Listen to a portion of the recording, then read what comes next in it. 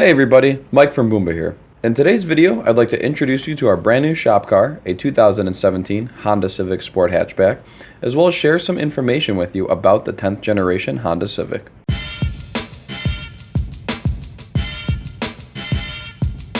As I mentioned just a moment ago, this is a 2017 Honda Civic Sport. What's different about the Sport is that it's got different wheels, a revised suspension, a small bump in power, and some visual changes here and there, like this blacked out grille, black trim pieces, and black ground effects package. Our particular shop car is wearing a color that Honda refers to as polished metal metallic. So, what's different about the 10th generation Honda Civic? A lot, actually. For starters, this is the biggest Honda Civic ever made. This vehicle rides on a wheelbase that's 1.2 inches longer than the previous generation Civic. It's 2 inches wider, and from front to rear, the body of the car is about 3 inches longer. With all that in mind, I know you're probably thinking, oh, the car is bigger, it's going to be heavier, it's going to be a pig, right? That is wrong. Through clever engineering, Honda has actually managed to shave about 70 pounds out of this car from the previous generation. Even though it's lighter, this car actually features more interior room, more standard features, and has 25% more structural rigidity than the previous Civic. But that's enough facts for right now. Say you're walking up to your car and it's a hot summer day and you really don't want to get in the car and bake in this oven that's been out in the sun for the last 8 hours. There's a way to alleviate this pain that you're going to suffer. Simply grab your key fob out of your pocket, tap the unlock button twice but remain to hold it the second time.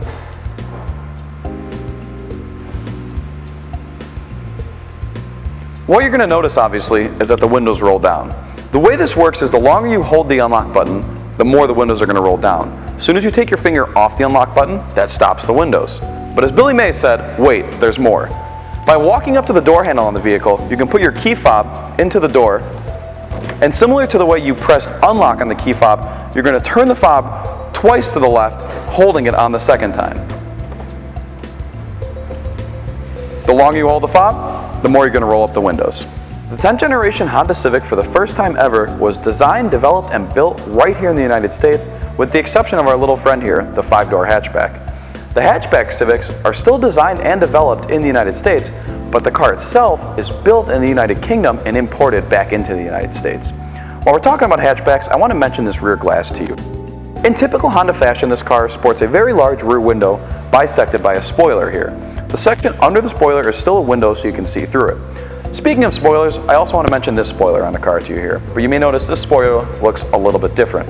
This is because it's wearing our prototype wing risers, which we'll have more information about in the future. Underneath your trunk floor, you're going to find your spare tire and some tools and a funnel. And you're probably wondering, why is there a funnel in my hatch? Why did Honda leave this? Did they forget this? Am I supposed to drink out of this? Since the 10th generation Civic features a capless fuel system, this can prove issues if you ever run out of fuel. You can't take a standard fuel container and just pour gas into the car. You need this funnel. So should you ever run out of gas with your 10th generation Civic, go by your spare tire, grab the funnel, insert it right in there, and now you can fill up your car with gas from a gas container. The interior of the 10th generation Civic is a pretty nice place to be. The seating position gives you a clear and commanding view over the road, and the gauges are well laid out. Everything is easy to read. The steering wheel in this car is wrapped in leather and has nice little thumb extensions at the 10 and 2 positions. It's a little bit thicker than your average steering wheel, so it'll give you a good driving feel and that whole sporty feeling to go with the nature of the sport car. There are some controls on the steering wheel here, which are very easy to reach without having to remove your hands from the wheel. So when you're driving and you want to pick up a phone call or change a radio station, it's very easy to do so, and you don't have to take your eyes off the road to do that. Moving on to the center console here in our shop car, something that I really like that Honda did is this 2-tier center console.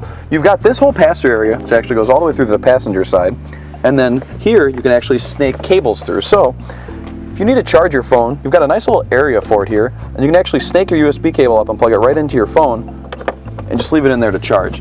Very convenient. They kind of seem to have thought of everything there.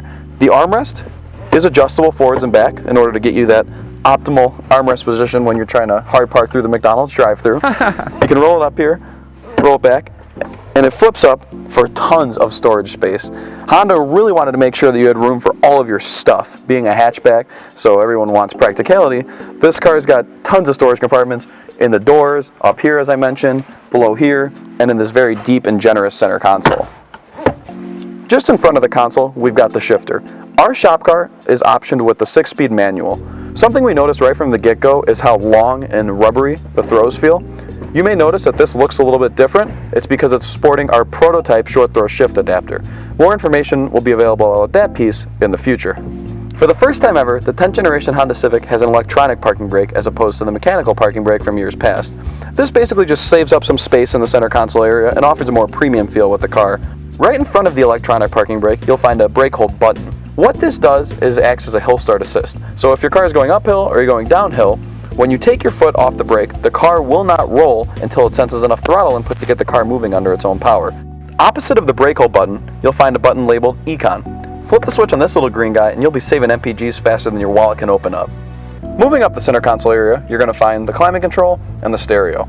Since our car is the base model, we don't have the big fancy touchscreen, but what's nice is Honda still options you with the color screen here.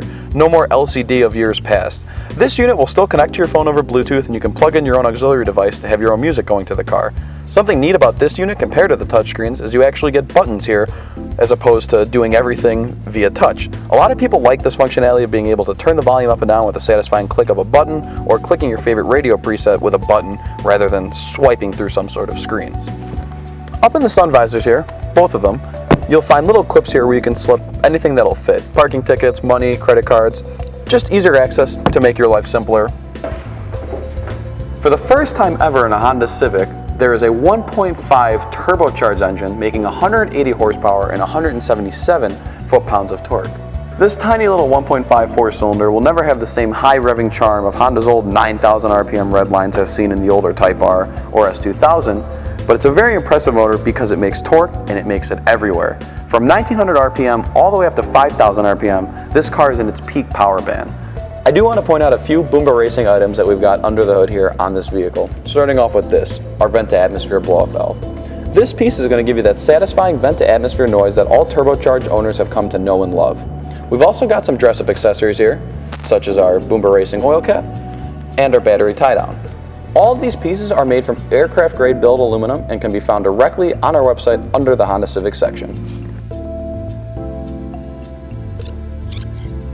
So now we're underneath our Civic Sport. Took a while to get the car racked up, took so long that I was able to get a haircut in the meantime.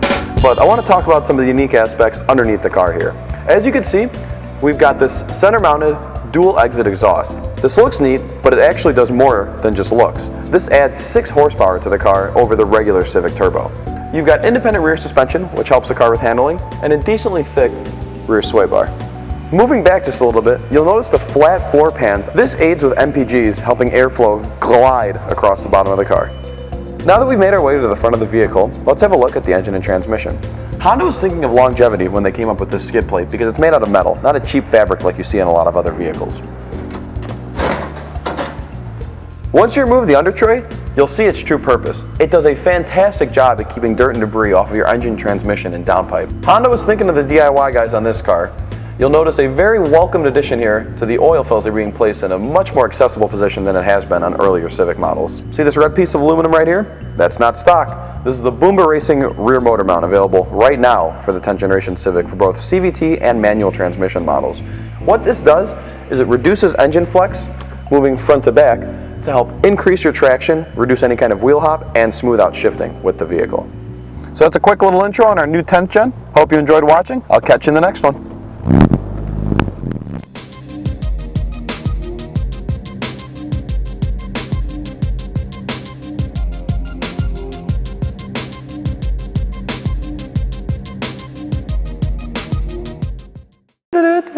You're probably recording. Are you recording? Are you? Oh yeah, you were. Civic's passed. Well, it's bigger. That mirror is really scary and it touched my ass. In typical Honda fashion, with a hatchback. That was awkward. Why didn't I know what I was going to say there? Moving along to the center console here. Man, I felt like Vanna White.